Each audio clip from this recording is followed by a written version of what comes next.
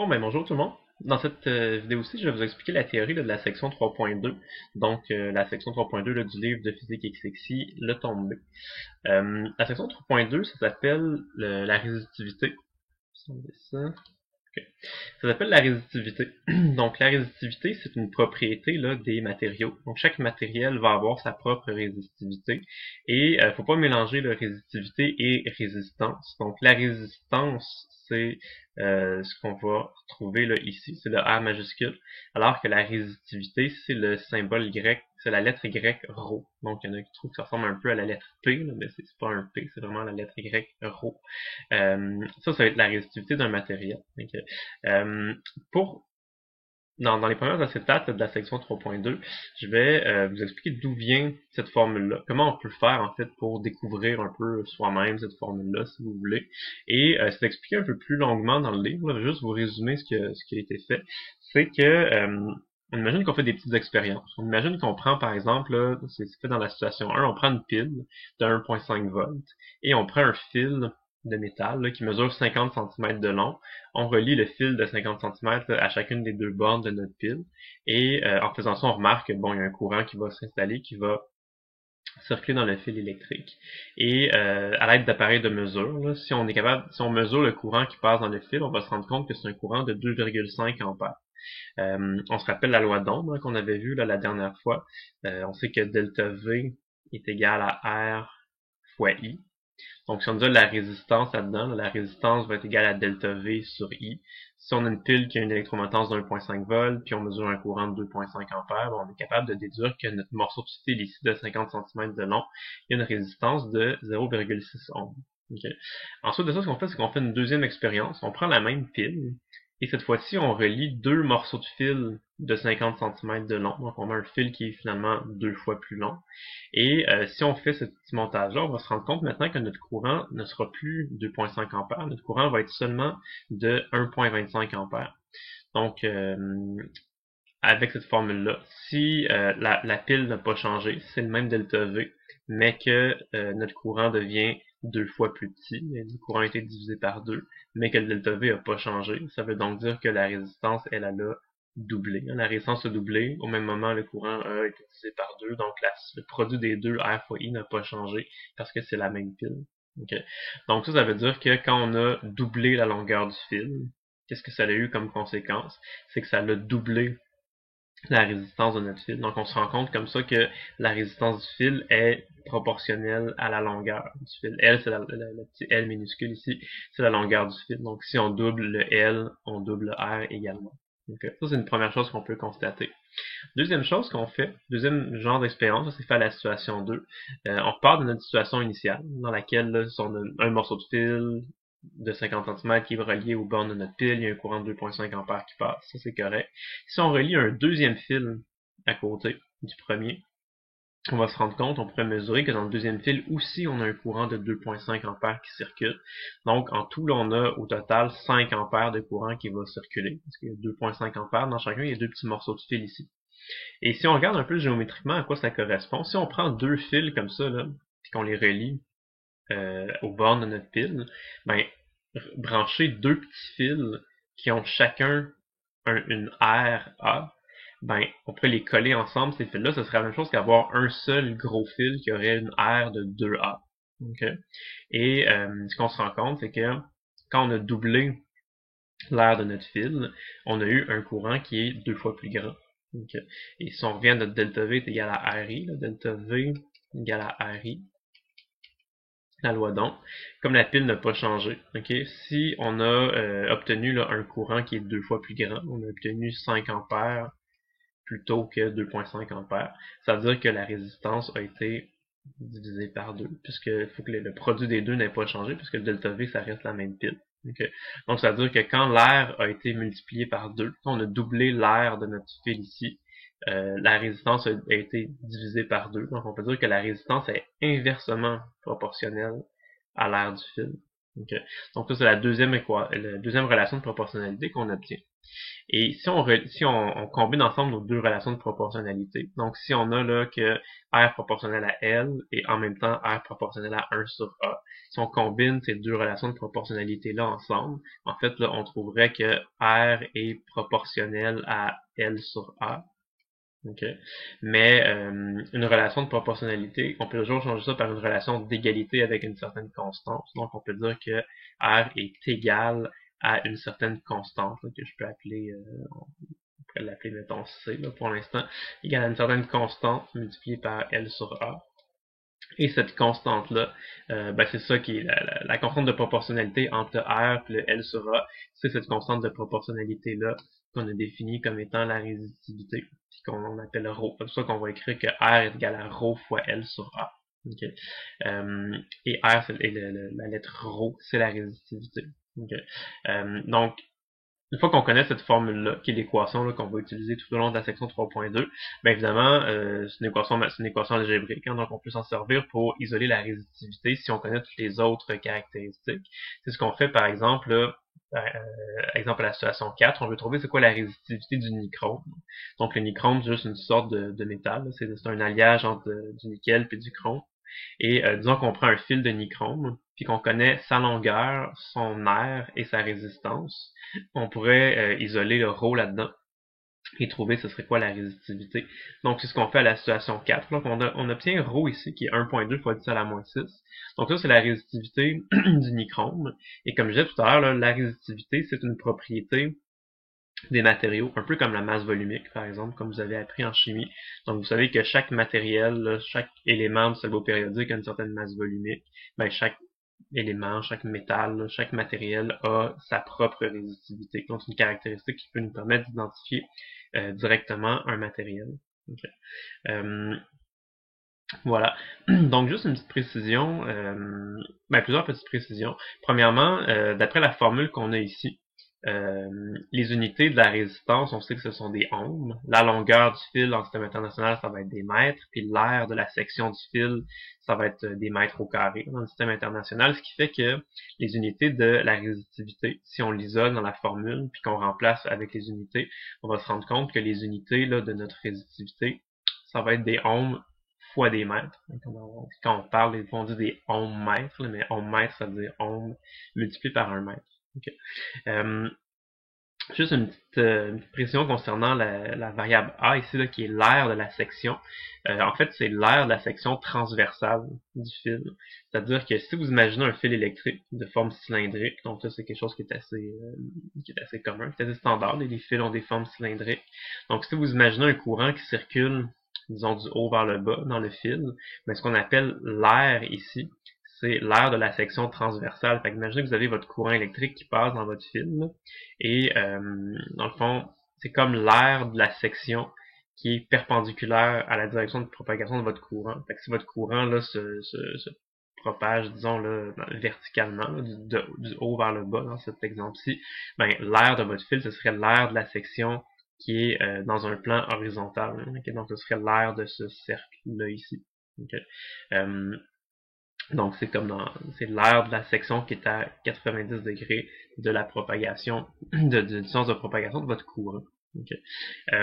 Si vous avez un fil électrique qui est de forme cylindrique, c'est relativement facile à comprendre et à imaginer. Là, vous avez votre fil électrique, puis dans le fond, si vous prenez votre fil et vous le coupez avec un ciseau ou une scie, là, ben l'aire du cercle que vous allez voir quand vous allez couper votre fil, c'est ça qu'on appelle l'aire de la section transversale. C'est ça l'aire qui va être utilisée dans cette équation-là.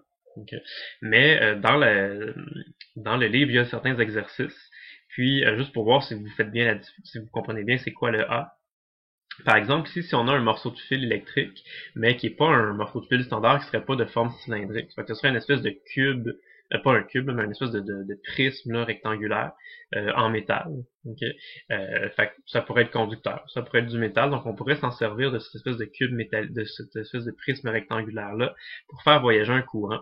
Mais dépendamment de comment on va brancher le fil, comment on va relier ça à une pile, ça ne produira pas toujours du courant qui va se propager dans la même direction.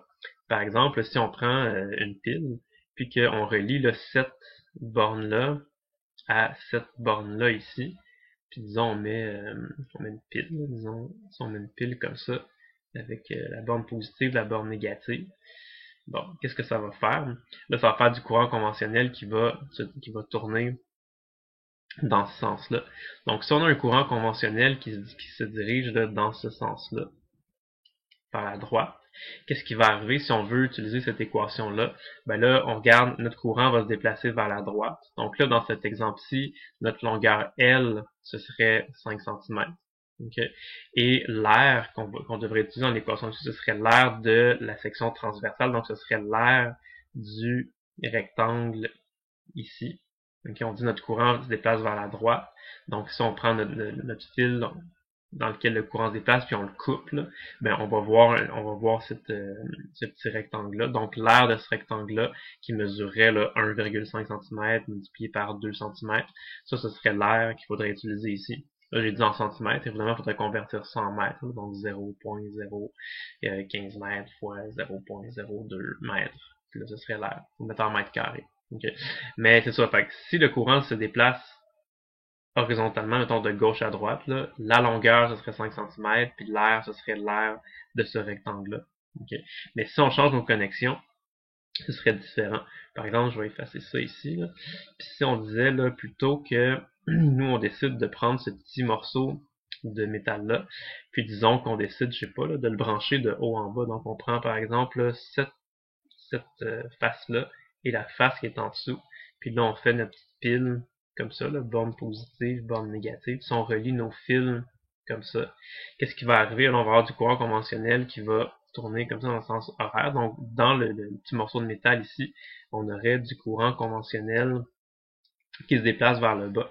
Donc là, si notre courant se déplace vers le bas, là, les chiffres qu'on va utiliser pour notre équation ici, ça va changer. Donc, par exemple, la longueur, ce serait plus 5 cm comme tantôt. Mais si notre courant se déplace du haut vers le bas, la longueur, L, ce serait égal à 2 cm. Ou en tout cas 0.02 mètres. Il faut le mettre en système international. Et là, l'air, ce serait pas comme tout à l'heure, ce serait pas l'air de ce rectangle-là. Si on a notre courant qui se déplace vers le bas comme ça, l'air de la section transversale, ce serait l'air qui est à 90 degrés de la direction de propagation. Donc, ce serait l'air de ce rectangle-là ici. Donc, l'air, là, ça mesurerait l'air de ce rectangle-là. Donc, ce serait là 5 cm multiplié par 1,5 cm. Faut tout ça changer en mètres là, pour être en système international. Okay. Fait que c'est ça, vous comprenez que la longueur L puis l'air de votre fil ici, ça va dépendre de dans quelle direction votre courant va se déplacer. Okay. Ici, c'est un autre exemple qu'on vous demande dans le livre. Là. Des fois, il y a des gens qui disent, si vous avez une espèce de fil cylindrique comme ça, avec du courant I qui se déplace là, vers la gauche, il y a des gens qui disent, ah, l'air du fil, là, quand c'est un cylindre, c'est tout le temps l'air du cercle, l'air du rayon, avec le rayon extérieur du cylindre. Mais pas tout le temps. Ça dépend de votre cylindre, il est comment. Si c'est un cylindre qui est plein, là, qui est rempli plein de métal partout à l'intérieur, oui, c'est vrai que l'air, ça va être l'air de ce cercle-là. Puis l'air d'un cercle, c'est juste pi fois le rayon du cercle au carré. Ça, c'est vrai. Okay, si vous connaissez là, le rayon R de ce cercle-là. Mais ici, c'est un peu différent parce que ça, c'est pas un cylindre qui est plein. C'est un cylindre qui est vide à l'intérieur. Donc, dans cette équation-là, l'air, là, c'est vraiment l'air de la section efficace, mais c'est l'air de la région où les charges se déplacent. Donc, c'est l'air métallique. Okay? Si vous avez un fil électrique comme ça, ben si le cylindre il est creux, l'air ce sera pas pierre carré, là, ce sera pas ça. Okay? En fait, ce serait juste l'air là de la section, ce serait comme l'air du, du beigne qu'on a ici. Donc l'air qui est constitué de métal, l'air vraiment là, de la région où le courant peut passer. Le courant il peut pas passer dans le vide qu'il y a dans le trou. Là, dans ce cylindre-là, il est troué. Le courant peut pas passer dans le trou. Le courant passe vraiment là, dans la région où il y a du métal. Donc ce serait comme l'air de cette partie-là métallique. Okay, donc ce serait l'air d'une espèce de cercle, là, si on, de beigne. Là, si on le voyait de côté, là, on verrait comme un gros cercle comme ça, un cercle plus petit. Donc à l'intérieur, au centre, c'est le trou. Donc ce serait vraiment l'air de cette région-là ici. Okay. On peut calculer en faisant juste la différence des deux, de l'air du grand cercle moins l'air du petit cercle, va me donner l'air juste de la partie transversale comme ça. Donc en tout cas, tout ça pour dire que l'équation est relativement simple, là. R égale à rho L sur A, c'est juste 4 petites variables qui sont mises en relation, mais il faut faire attention à ce que chacune des variables signifie, et surtout la variable A, c'est elle des fois qui peut porter un peu plus de confusion.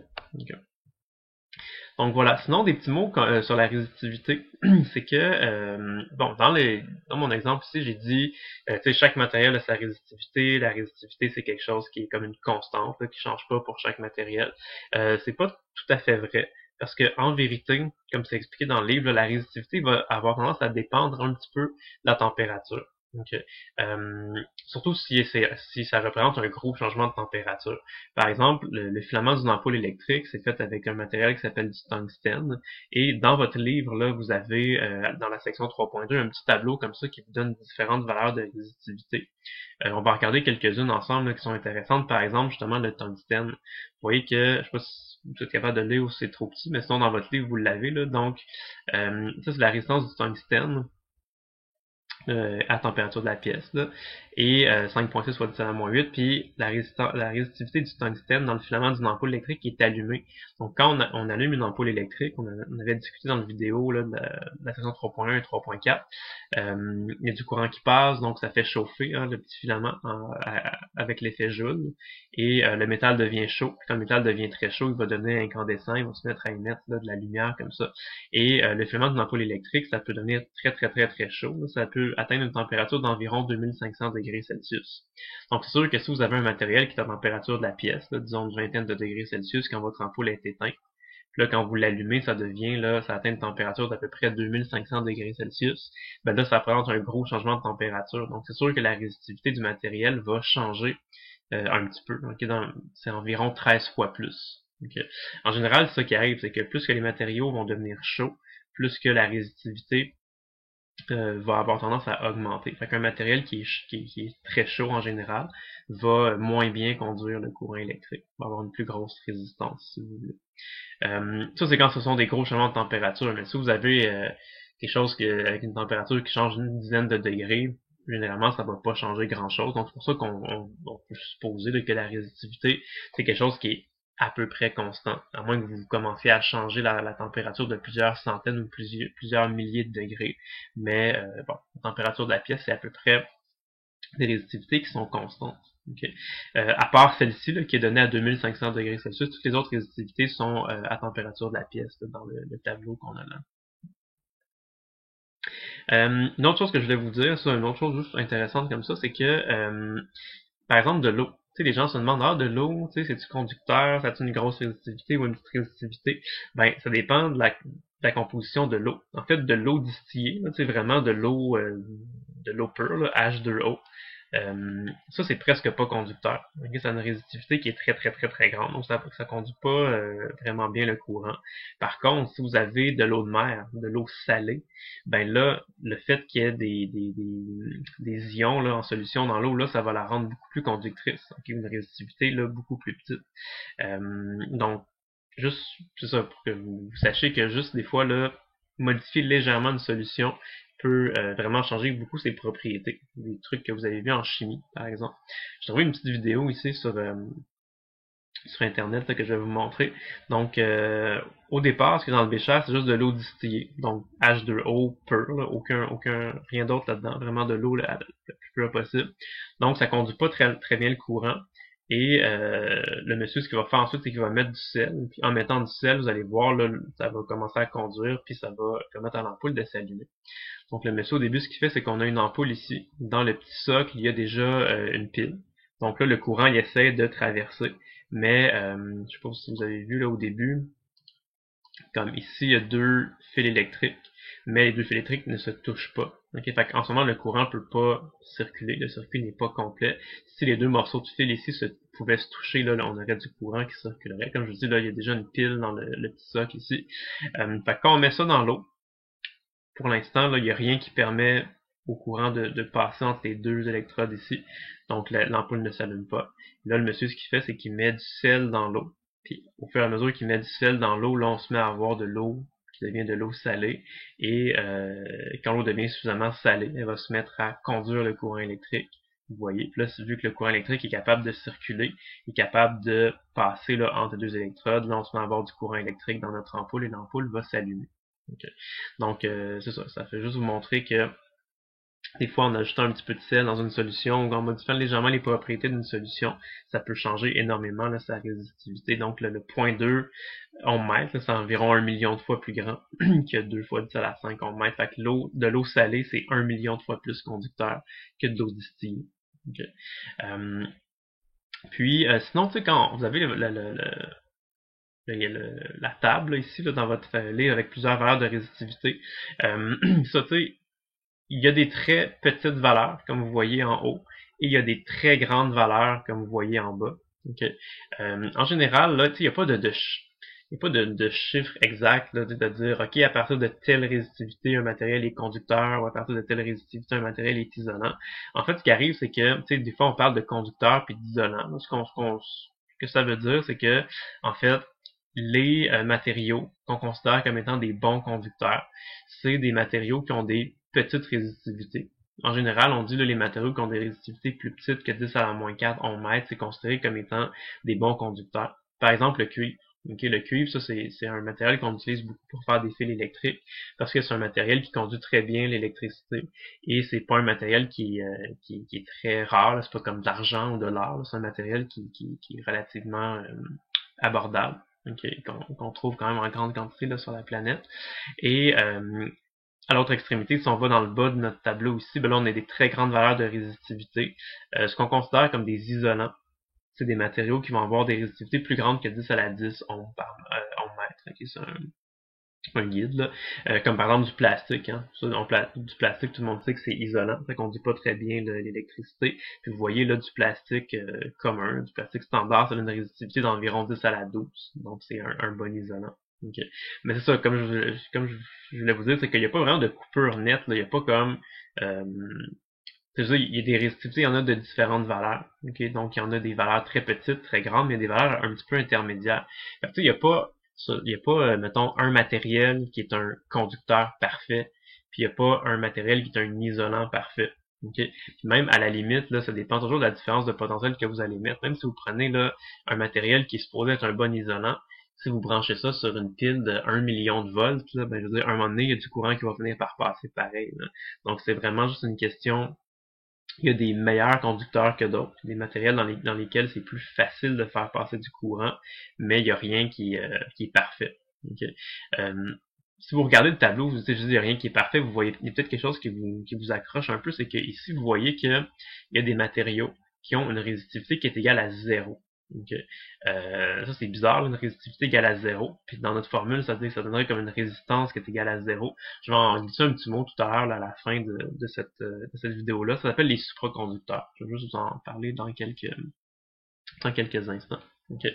Mais avant, on va se pratiquer à faire des petits des petits vox pop. Donc quand on est en classe, normalement, on fait des petites questions vertes comme ça. Donc juste réécrire l'équation de la résistance, de la résistivité. Donc la résistance d'un matériau, c'est égal à sa résistivité multiplié par sa longueur divisé par l'aire de la section transversale. Donc ça ressemble à ça. Encore une fois, là, je vais vous en poser plusieurs petites questions comme ça. Moi, je vous conseille de arrêter la vidéo, faire pause, puis essayer de répondre par vous-même avant de poursuivre, puis d'avoir la réponse et l'explication. Donc, je vous dis, un fil de cuivre a une résistance de 100 ohms.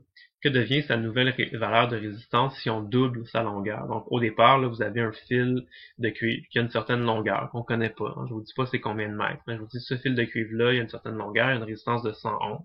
Si on prend un fil de cuivre qui a une longueur 2 fois plus grande, sa résistance va être combien? Est-ce que ça va être 25 ohms, 50 ohms, 200 ohms ou 400 ohms? Donc, pensez-y un petit peu.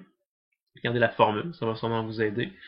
Donc, quand vous êtes prêt à continuer, vous pouvez écouter la réponse.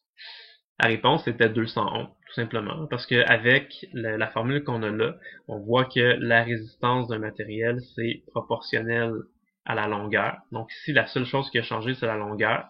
La résistivité, ça n'a pas changé, puisque c'est le même matériel dans les deux cas, c'est du cuivre. Le cuivre, ça a une certaine résistivité. Peu importe la forme de votre morceau de cuivre, la résistivité ne change pas.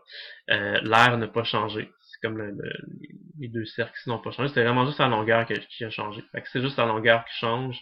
Si on a doublé la longueur, on a doublé la résistance. Donc la résistance, elle allait être 211 directement. Donc cette question-là était facile. On va en prendre un petit peu plus, légèrement plus difficile. Okay.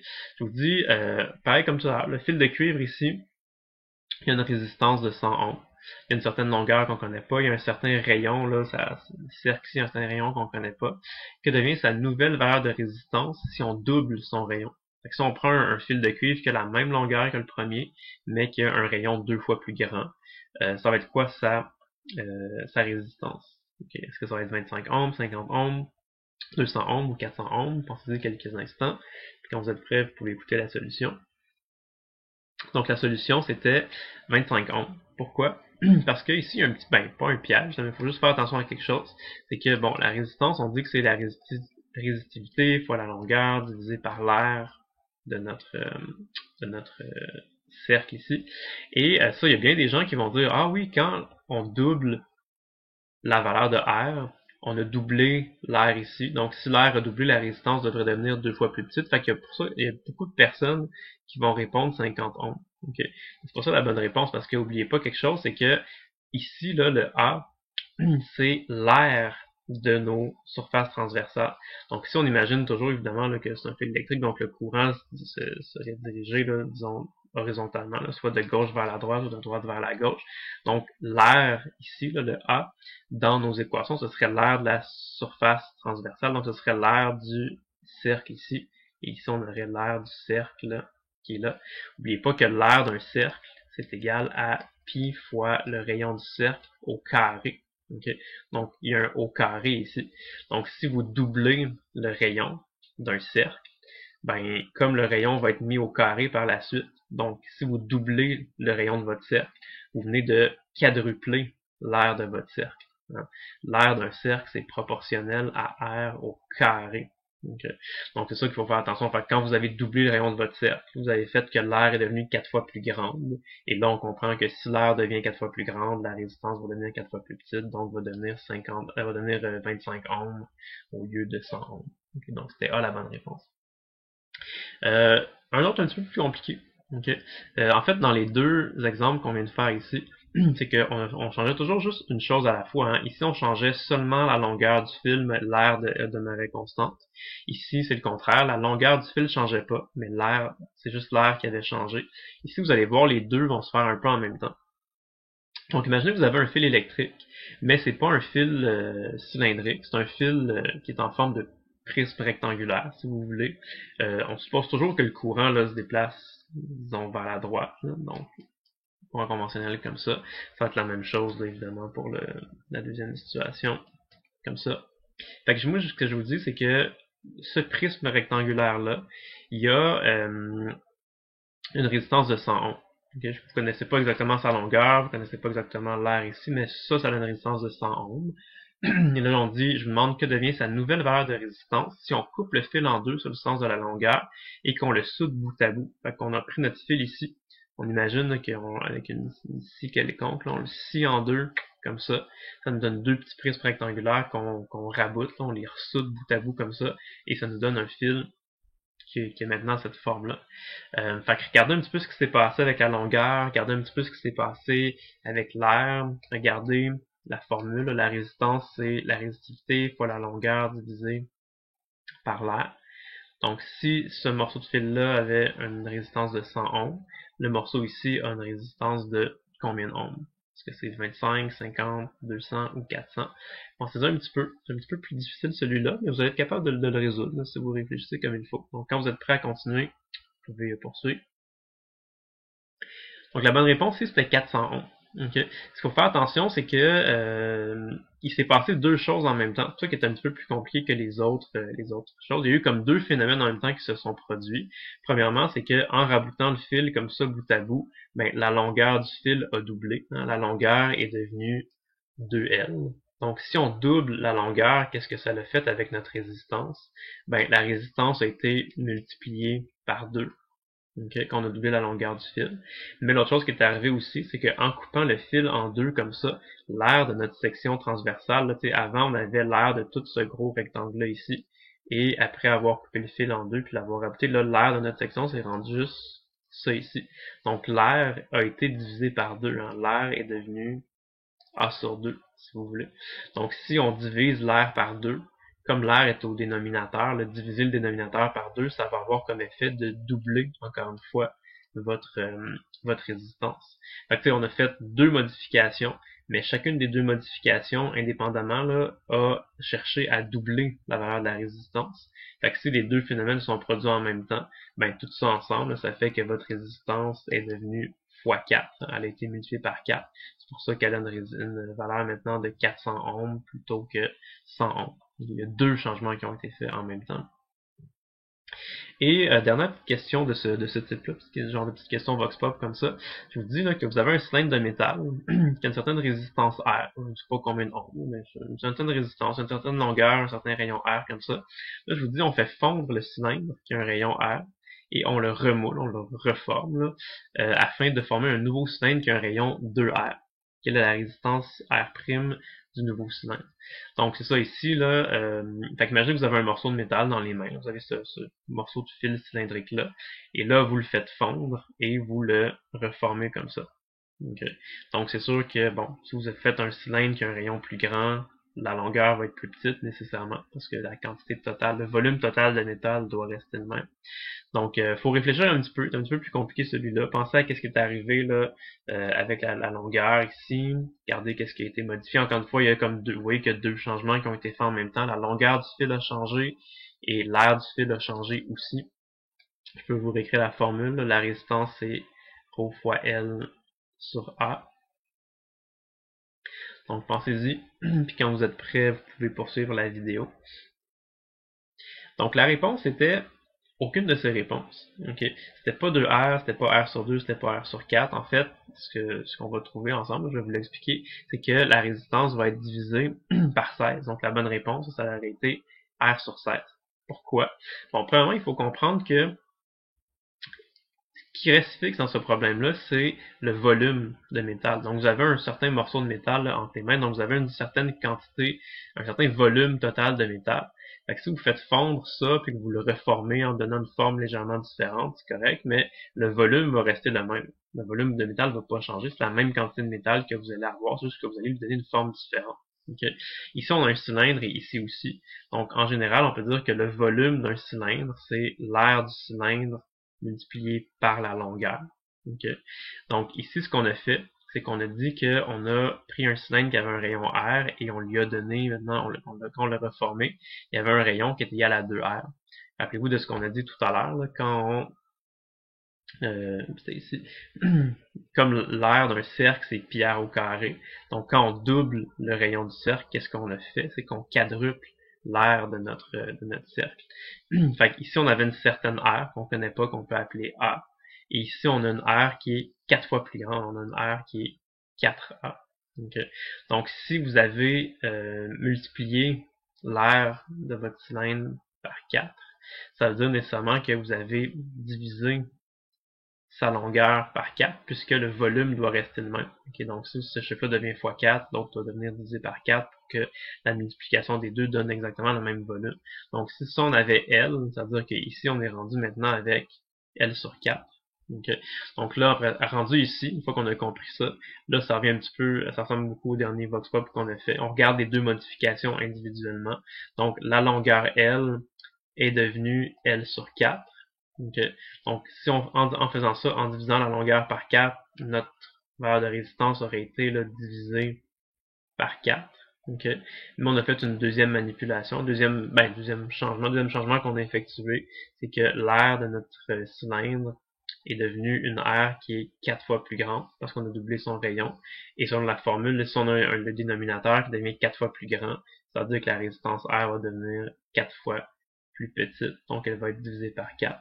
Donc on a fait deux modifications. Chaque modification a tenté de diviser la résistance par 4. Donc si les deux phénomènes sont produits en même temps, ben divisé par 4, divisé par 4, en tout, là, ça fait diviser par 16. Et c'est pour ça que la réponse, c'est R sur 16. Okay. Donc c'est ça. C'est sûr que c'est un petit peu plus compliqué parce qu'il y a plein de choses qui se produisent en même temps, mais il faut faire attention à ça. Okay. Faut regarder vraiment qu'est-ce qui se passe séparément, puis tout combiner ça ensemble. En passant, le petit exercice qu'on vient de faire ici, là, de dire on a un morceau de métal, puis là on le fait fondre, on lui donne une forme différente, puis que le volume reste constant, c'est quelque chose que vous allez rencontrer là, quand vous allez faire l'exercice 3.2.6. Ça ressemble beaucoup à ça. La situation est légèrement différente. Ici, c'est plutôt là un cylindre qu'on va étirer. Avec une certaine machine, on étire un fil, mais la quantité de métal demeure la même. Fait que c'est un peu le contraire de ça. On part d'un fil qui est un peu plus trapu, si vous voulez, puis là on le prend puis on l'étire. Donc en l'étirant, le fil va devenir plus long, mais il va s'amincir pour que le volume de métal reste le même. Donc vous allez rencontrer le même genre de truc là, quand vous allez faire l'exercice 3.2.6. C'est ça. Sinon, ben, juste il reste quelques petites choses à mentionner, c'est que, tu sais, on a vu là, on a vu l'équation que ici, on a fait plusieurs de petits exercices là pour être capable de prévoir ou de mesurer là, la résistance si on se met à changer la longueur euh, puis l'air de notre fil. Ok. Comment ça peut être utilisé ça pour une application concrète?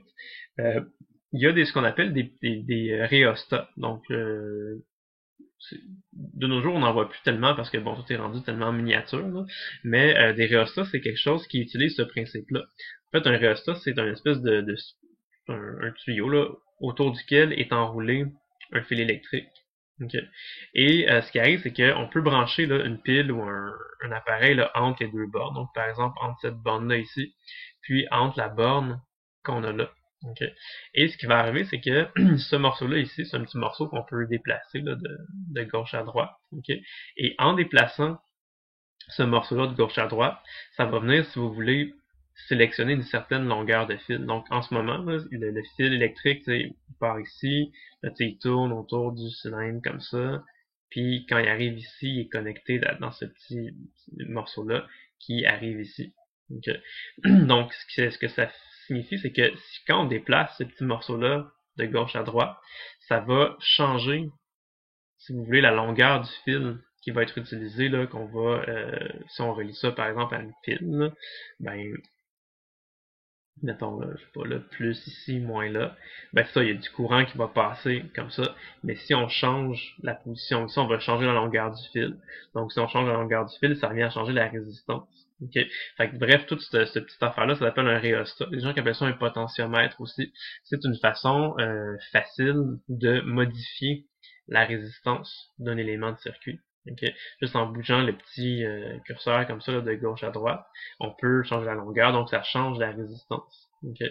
Donc ça, c'en est une façon. Il y a d'autres façons de faire ça. Il y en a que c'est plus une méthode de fonctionnement plus rotatif. C'est un peu l'équivalent, mais là c'est une pièce métallique qui tourne puis qui va aller en quelque sorte sélectionner une longueur différente de fil, donc une résistance différente. Donc ça peut être utilisé pour modifier légèrement la valeur d'une résistance, même une fois qu'elle est insérée dans un circuit. Donc, ça permet de faire des petits ajustements, là, des fois pour syntoniser des trucs ou se régler sur une certaine fréquence ou faire des petits ajustements fins, même une fois que l'appareil est construit. On n'est pas obligé d'enlever la résistance, en mettre une nouvelle. On peut garder ce qu'on a en place. On peut juste ajuster un petit peu là, pour trouver la valeur exacte qu'on souhaite atteindre. Donc, c'est une petite application comme ça pour la application directe de cette formule-là. C'est ça, comme on avait dit tout à l'heure en regardant le petit tableau, je vous avais dit qu'en général, là, pour les métaux, plus la température est élevée, plus la résistivité va être élevée. C'est ce qui se produit, là, par exemple, pour le cas des ampoules électriques qu'on avait vu avec les chiffres. Okay. Et au contraire, dans le fond, là, plus que le matériel devient chaud, plus que la résistivité augmente. Et à l'inverse, plus qu'on refroidit le matériel, plus que la résistivité va diminuer. Si la résistivité diminue, ça veut dire que la résistance diminue aussi. Si la résistance diminue, ben ça veut dire que le courant passe mieux. Il y a un plus grand courant qui peut passer. Donc si on le voit un peu de manière imagée, là, on branche une ampoule électrique finalement, qui avait dans un générateur avec une pile, et il y a du courant qui passe dedans. Je ne sais pas si vous voyez bien, là, mais l'ampoule ici est allumée. Et ici, ce qu'on a, c'est qu'on a un espèce de cylindre, là, un réservoir qui est rempli d'azote liquide. Donc c'est très très froid. Là. Vous voyez même de la petite fumée comme ça. Et quand plonges ce truc-là là, dans l'azote liquide, ça devient de plus en plus froid. Et comme les pièces vont devenir plus froides, la résistivité va diminuer et le courant qui va passer va être plus grand. Donc vous voyez ici l'ampoule elle est plus lumineuse que dans cette situation-là parce que justement il y a un plus gros courant qui a réussi à passer. Donc ça vous montre que la résistivité des matériaux change véritablement en fonction de la température. Ça vous montre aussi que quand on les refroidit, ils vont avoir tendance à mieux conduire le courant électrique. En tout cas, le plus gros courant électrique va pouvoir le traverser. Donc, en général, c'est comme ça que se comportent les conducteurs. Okay? Mais il y a une certaine limite. Hein. Vous savez qu'il existe une température qui s'appelle le zéro absolu, là, le 0 Kelvin, qu'on voit en chimie. Fait que si on prend un métal, un conducteur, par exemple du cuivre, puis qu'on le refroidit, ben c'est ça qui va se passer. Hein. Plus qu'on va le refroidir, plus que sa résistivité va diminuer, mais ça ne deviendra pas égal à zéro. Là. Ça va atteindre une valeur de plus en plus qui va être plus petite, mais ça va avoir une espèce d'asymptote. Ça ne deviendra pas zéro. La plupart des métaux sont comme ça. Okay? Mais tout à l'heure, là, vous vous rappelez dans le tableau, on avait vu que tout en haut du tableau, là, on avait des trucs qui avaient une résistivité égale à zéro. Et ça nous surprenait un petit peu dans le tableau, c'est ce qui s'appelle des supraconducteurs. Donc, la supraconductivité ou les supraconducteurs, je pourrais vous en parler pendant des heures, là, mais juste pour faire une histoire courte, là, ce qui arrive, c'est que si on regarde qu'est-ce qui se passe pour les supraconducteurs, donc les supraconducteurs, ce sont des matériaux qui ont des propriétés, bon, je mets un peu spéciales. Et ce qui arrive, c'est que quand on est à partir d'une certaine température, les supraconducteurs se comportent environ comme les métaux normaux. C'est-à-dire que plus on les chauffe, plus leur résistivité va augmenter. Donc jusque-là, tout est normal. Quand on les refroidit, leur résistivité va diminuer. Ça va. Okay. Mais ce qui est un peu bizarre, c'est que quand on refroidit un supraconducteur, sa résistivité diminue de plus en plus. Et à partir d'une certaine température, qui s'appelle la température critique, là, la résistivité va subitement descendre à zéro et va rester zéro. Fait que si on refroidit même encore plus froid que la température critique, la résistivité va demeurer à zéro. Okay. Chaque supraconducteur, il y a plusieurs sortes de supraconducteurs qui existent. Chaque supraconducteur a sa propre valeur de température critique, mais généralement c'est des températures qui sont relativement froides. Okay? Ça dépend là, des supraconducteurs. Mais c'est ça, ce qui est vraiment bizarre, c'est qu'à partir d'une certaine température critique, bang, la résistivité devient égale à zéro. Okay? Et si on a une résistivité qui devient égale à zéro, qu'est-ce que ça veut dire? Ben c'est sûr qu'au niveau des équations, c'est un peu spécial parce que la résistance d'un matériel, on sait que c'est ρ fois L sur A. Donc si la résistivité devient égale à 0, ça veut dire que si vous avez un fil supraconducteur, peu importe sa longueur, peu importe l'aire du fil, sa résistivité va être égale à 0. Et 0 fois n'importe quoi, ça donne 0. Donc ça veut dire que la résistance aussi va être égale à 0. Et là, ce qui est un peu, ce qui frappe l'imaginaire, c'est qu'on dit, nous on a la loi d'Ohm. La loi d'Ohm, c'est delta V est égal à R fois I. Quand on veut calculer le courant qui peut passer dans un fil électrique, ce qu'on peut dire, c'est que ça va être delta V sur R. Donc, si vous avez un morceau de fil électrique, que vous le branchez à une pile qui a une certaine électromotance, là, un certain nombre de volts, puis que votre fil a une certaine résistance, vous êtes capable de calculer c'est quoi le courant qui va circuler dans le fil. Mais là, si on a un fil supraconducteur qui a une résistance égale à 0, ben ça va donner quoi comme courant? Si on branche ça à une pile, là, on a un certain delta V divisé par 0. Fait qu'est-ce que ça va donner un courant qui est égal à l'infini? Ben, c'est ça que la question qu'on peut se poser. Et si on peut juste regarder cette équation-là, ben il semble que oui. Donc il y a des gens des fois qui pensent que dans les supraconducteurs, on peut faire passer un courant qui est infini, ça, wow, c'est le fun, on doit pouvoir être capable de faire des affaires vraiment spectaculaires avec ça. Ben malheureusement, pas tout à fait. Hein. Vous en doutez que probablement que c'est impossible dans la vraie vie d'avoir un courant qui est infini. Puis bon, effectivement, c'est impossible. Là. Donc malheureusement, même dans des supraconducteurs, le courant peut pas devenir infini. Pourquoi? C'est ça, c'est juste un petit enrichissement, là, si vous voulez, c'est un petit bonus comme ça que je vous donne comme connaissance. Là, c'est ça. C'est pas vraiment de la matière de notre cours, mais bon, c'est un petit détail comme ça. C'est que oui, c'est vrai que la supraconductivité va dépendre de la température. On parle souvent de la température critique là, quand on parle des supraconducteurs. Là, chaque supraconducteur a sa température critique. Quand on arrive en dessous de cette température-là, le matériel est un supraconducteur. Et quand on est au-dessus, le matériel est juste comme un conducteur normal. Ok. Fait qu'on parle beaucoup de la température, mais il y a une autre chose aussi qui va déterminer si un matériel se comporte oui ou non comme un supraconducteur, c'est la présence d'un champ magnétique. Ok. Par analogie, là, vous avez fait un cours de chimie NYK, pensez au diagramme de l'eau, diagramme de phase là, de l'eau. Donc, tu sais, les gens, là, on parle souvent de la température, puis on dit, ah oui, les phases de l'eau, ça dépend de la température. Quand c'est plus froid que 0 degrés Celsius, l'eau est solide. Quand c'est entre 0 et 100, c'est liquide. Puis quand c'est plus grand que 100 degrés Celsius, c'est de la vapeur d'eau, de l'eau gazeuse. Okay. Fait que, tu sais, on se concentre beaucoup sur la température. Mais le diagramme de phase de l'eau, là, ça dépend pas seulement de la température, ça dépend aussi de la pression. La pression, c'est quelque chose qui est très important. Et ça va, bon, modifier votre diagramme de phase, ça va influencer. Par exemple, si vous avez là, de l'eau qui est à une pression plus élevée, disons une pression là, qui serait, je sais pas, là, plusieurs, mettons, plus qu'une fois l'atmosphère, ben là, on remarque qu'on pourrait avoir, par exemple, ici, là, on pourrait avoir de l'eau liquide qui est à une température plus petite que 0 degré Celsius. On pourrait avoir de l'eau liquide, là, mettons, à moins 1 degré Celsius ou à moins 2 degrés Celsius. Si on a une très haute pression, ben, ça pourrait être encore plus petit. Okay?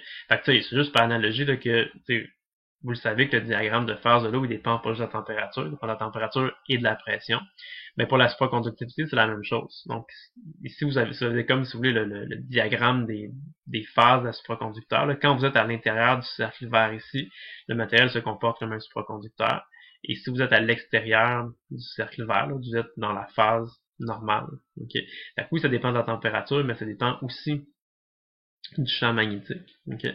C'est-à-dire que si vous avez un endroit dans l'espace où il y a un très fort champ magnétique, le champ magnétique a tendance à, si vous voulez, détruire ou à briser là, l'état supraconducteur. Okay?